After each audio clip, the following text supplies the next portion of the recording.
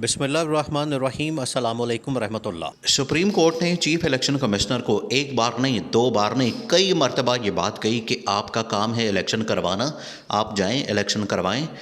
Supreme court ने एक बड़ी ज़बरदस्त बात की। सुप्रीम कोर्ट ने चीफ इलेक्शन कमिश्नर को सामने खड़ा करके कहा कि आप अपना काम तो कर नहीं रहे, अपने काम के अलावा आप सारे काम कर रहे हैं। अपने काम पे तवज्जो दें, अपना काम करें। जो आपकी ज़िम्मेदारी है, जो आइन और कानून के अंदर लिखा है, आपने सिर्फ इलेक्शन करवाने हैं और इलेक्शन से मुतालिक जो मामलात हैं वो आपने सिर्फ मैनेज करने हैं। इसके अलावा आपने ये जो ट्रांसफ़र पोस्टिंग, ये जो CCPO की ट्रांसफ़र पोस्टिंग और इस तरह के जो मामलात हैं, अब आपने इसमें नहीं पढ़ना। आपने इमरान खान से मुतालिक ये जो फ़ैसले किए, जो फ़ॉरेन फंडिंग का या डिस्क्वालिफिकेशन का, ये अब आप छोड़ दें। ये आपने जो तमाशा लगाया हुआ है मुल्क के अंदर, ये बंद करें। जाएं और मुल्क के अंदर इलेक्शन का बंदोबस्त करें, इलेक्शन का ऐलान करें, जो आपकी ज़िम्मेदारी है। वो दिन और आज का दिन देखें। उसके बाद इलेक्शन कमिश्नर ने सुप्रीम कोर्ट के अंदर पेश होना गवारा ही नहीं किया। सुप्रीम कोर्ट बार बार बुलाती रही, बार बार कहती रही। सुप्रीम कोर्ट इस बारे में कहती रही कि आप आएँ सुप्रीम कोर्ट के अंदर और आके बताएं कि आपका मामला क्या है, आप इलेक्शन से क्यों भाग रहे हैं, आपका मसला क्या है। सुप्रीम कोर्ट के सामने एक दो बातें तो चीफ इलेक्शन कमिश्नर ने ज़रूर की।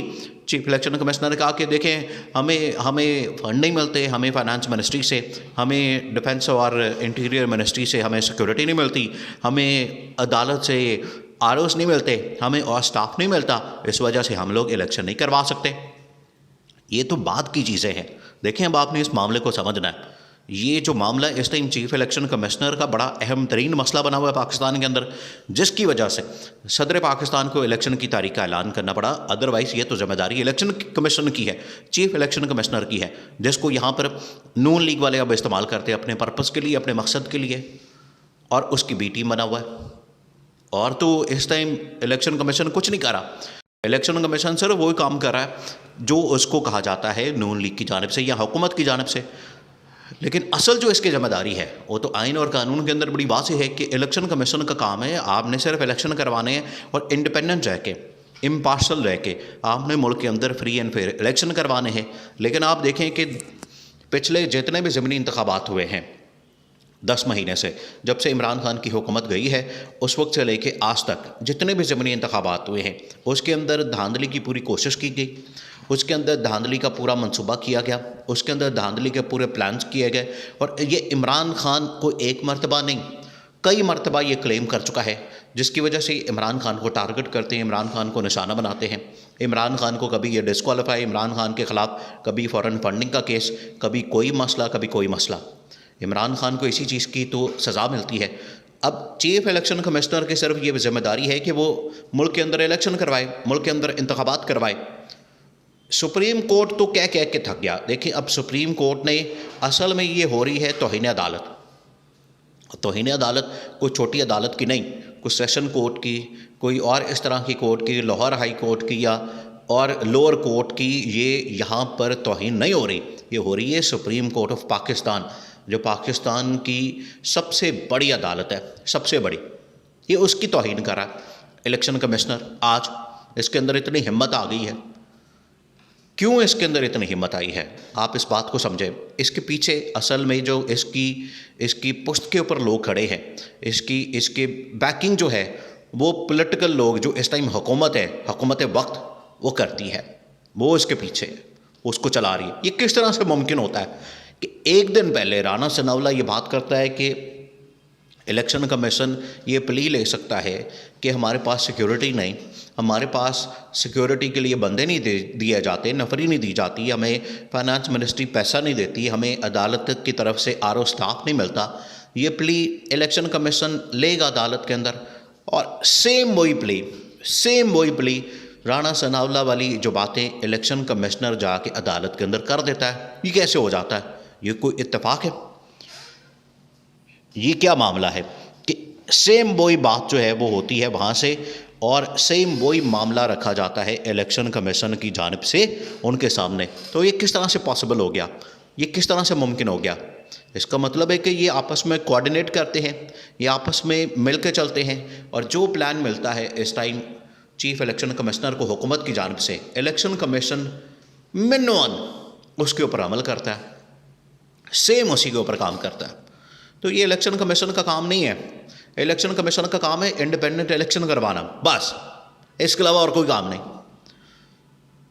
लेकिन अपना काम छोड़ के, इलेक्शन करवाने का काम छोड़ के, बाकी जितने काम हैं वो इलेक्शन कमीशन कर रहा है।